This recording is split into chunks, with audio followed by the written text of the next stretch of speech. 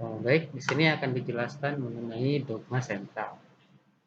Di sini pengertian untuk dogma sentral itu sendiri, dogma sentral biologi menjelaskan mengenai proses perubahan gen dari DNA menjadi RNA dan RNA menjadi protein.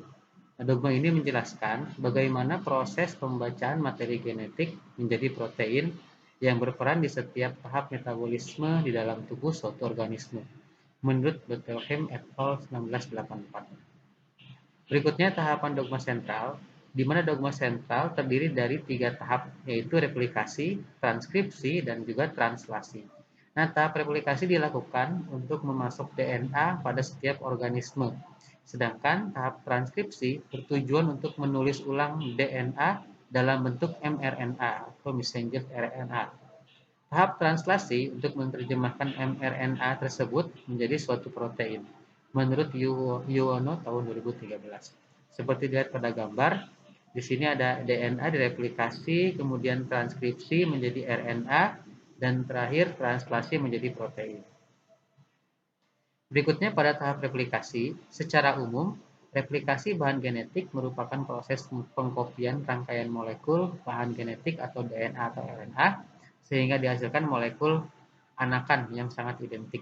Nah, beberapa hipotesa diajukan untuk menjelaskan proses sintesa atau replikasi DNA ini, yaitu model konservatif, semi konservatif, dan juga dispersif. Pada model konservatif, disentesa masing-masing satu untai lama dan satu untai baru. Kemudian kedua untai tersebut mensintesa komplemennya. Model ini tidak sesuai dengan struktur DNA yang ada. Demikian pula model dispersif, tidak mungkin terjadi sintesa secara berselang-seling antar yang lama dan yang baru, semacam suatu hibrid. Sifat komplementer pada model DNA untai ganda atau double helix dari Watson dan Crick memberi kesan bahwa replikasi DNA terjadi secara semi-konservatif. Dengan demikian, jika masing-masing untai pada molekul induk DNA untai ganda terpisah dari komplemennya saat replikasi, setiap bagian tersebut akan berfungsi sebagai cetakan atau template yang dengan cetakan ini disintesis sebuah untai komplementer yang baru. Menurut Yuwono 2013. Kemudian replikasi DNA dimulai pada tempat-tempat khusus yang disebut pangkal replikasi atau origin of replication. Pangkal replikasi yaitu satu bagian DNA yang mempunyai urutan nukleotida yang spesifik. Protein yang memulai replikasi DNA mengenali urutan ini dan menempel pada DNA, memisahkan kedua untaian dan membuka sebuah gelembung replikasi. Tahap pembukaan DNA untai ganda dikatalis oleh 3 macam enzim, yaitu helikase, yaitu sejenis enzim yang berfungsi membuka untai ganda di cabang replikasi dan memisahkan kedua untai lama. Kedua itu enzim untai destabilizing protein atau single stranded DNA, dinding protein atau SSB.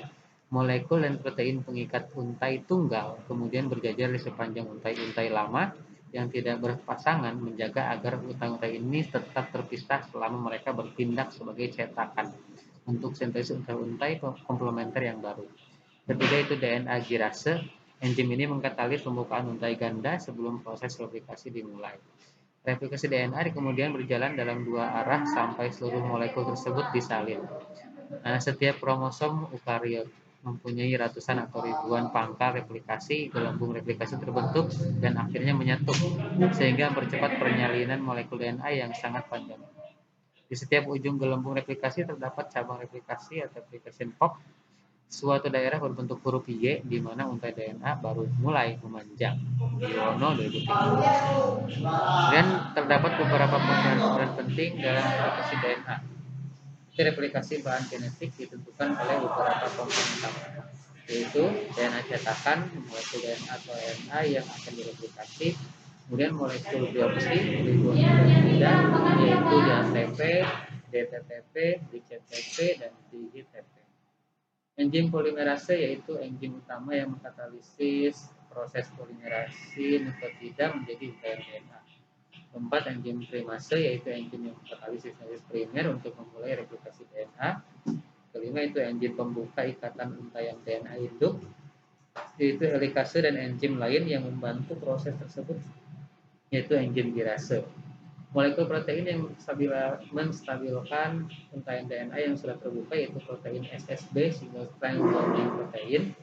Ketujuh yaitu enzim DNA ligase, yaitu suatu enzim yang berfungsi untuk menyambung fragmen-fragmen DNA. Juno 2005. Berikutnya ada transkripsi. Transkripsi merupakan tahapan penting dalam sintesis protein atau ekspresi gen. Proses transkripsi terjadi pada nukleus atau prokaryotik nukleid, di mana DNA diterjemahkan menjadi kode-kode dalam bentuk bahasa nitrogen membentuk rantai RNA yang bersifat single strand. Transkripsi terdiri dari 3 tahap, yaitu inisiasi atau permulaan. Transkripsi diawali oleh promoter, yaitu daerah DNA tempat RNA polimerase melekat. Promoter mencakup titik awal transkripsi yang biasanya membentang beberapa pasang nukleotida di depan titik awal tersebut. Fungsi promoter selain menentukan di mana transkripsi dimulai, juga menentukan yang mana dari kedua rantai ganda DNA yang digunakan sebagai cetakan.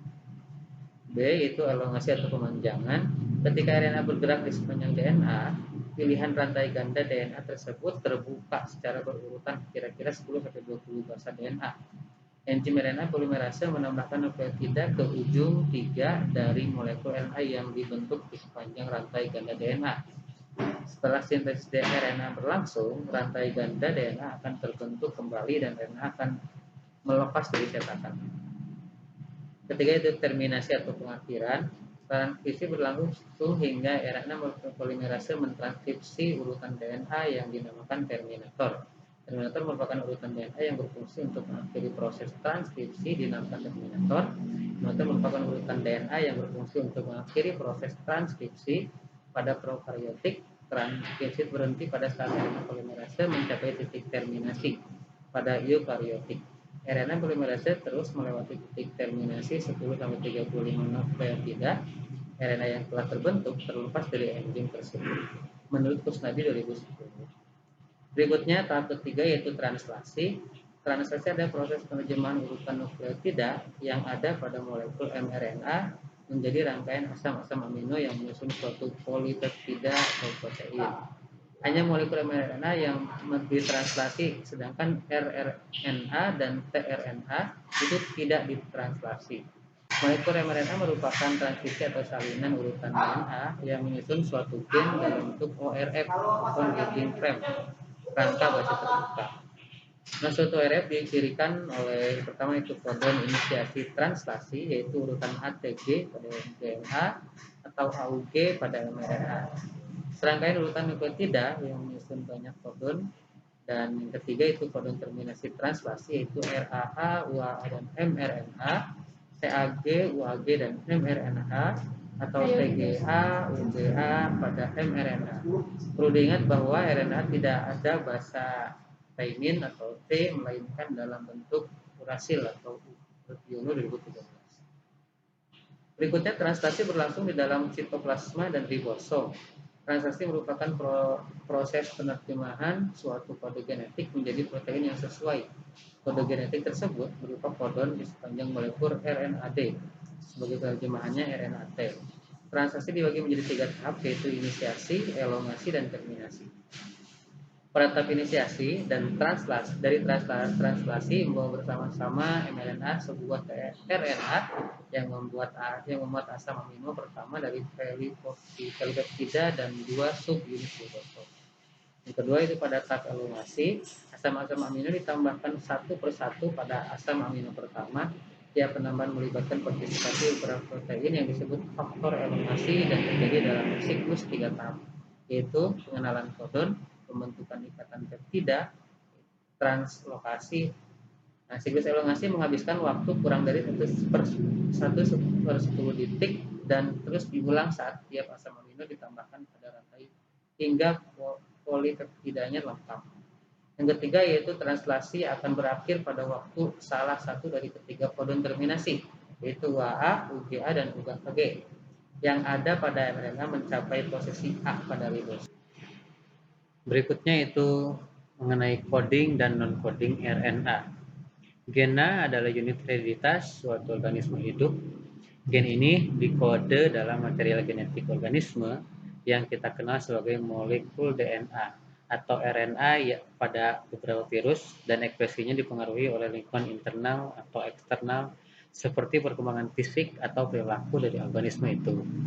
Perbedaan antara coding RNA dan non-coding RNA adalah yang pertama itu pada coding RNA terdiri dari transkripton dan hanya terdiri dari satu kelas molekul, yaitu messenger RNA atau mRNAs. Sedangkan pada non-coding RNA, baik pada prokariot maupun eukariot, terdapat dua tipe, yaitu ribosom RNA atau rRNA dan transfer RNA atau tRNA. Yang kedua itu mRNA, tRNA dan maupun rRNA sama-sama berperan dalam proses translasi, tetapi hanya mRNA yang diterjemahkan dalam protein. Yang ketiga itu mRNA berfungsi sebagai cetakan sintesis protein dan tRNA berfungsi sebagai pembawa asam amino ke ribosom untuk dirangkai dengan urutan yang sesuai dengan sekuens nukleotida pada mRNA yang sedang ditranslasi. Sedangkan rRNA merupakan komponen penyusun ribosom yang merupakan struktur tempat berlangsungnya sintesis protein. Yang keempat yaitu pada RNA non-coding yang lebih terbatas distribusinya dibagi menjadi tiga kategori sesuai dengan lokasi utamanya dalam sel, yaitu small nuclear RNA atau snRNA, small nuclear RNA atau snORNA, yang ketiga itu small cytoplasmic RNA atau scRNA. Itu menurut Brown 2000. Baik, berikutnya akan dibahas oleh rekan saya.